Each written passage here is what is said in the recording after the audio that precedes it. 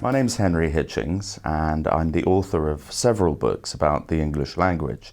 Most recently, a book called The Language Wars, which is about arguments over the correct use of English.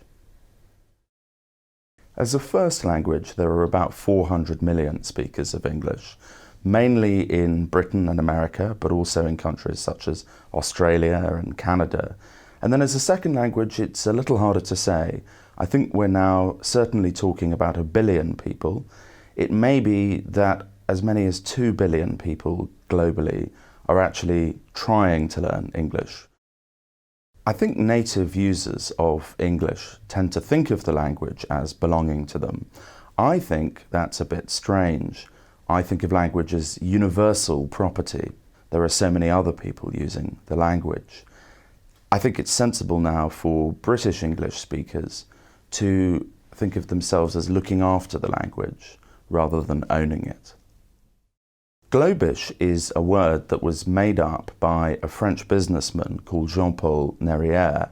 It refers to a form of English which is used essentially for business purposes. It has a vocabulary of 1,500 words, and it's for communication between people who don't have English as their native language. I don't really like the word Globish very much. I prefer World English, which is an idea that's rather older and rather easier to understand. I think that in the future, most people who use English will carry around 2 versions of the language with them, and they will exist side by side.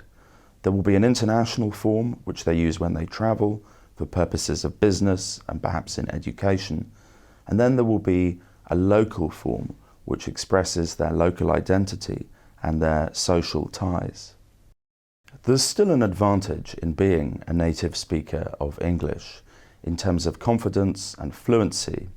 Also, the range of vocabulary and the complexity that is available to you as a native speaker is important in creative activities and also in academic life. Nevertheless, native speakers need to be sensitive to the fact that some of the things that they do don't travel very well and cause problems for non-native speakers.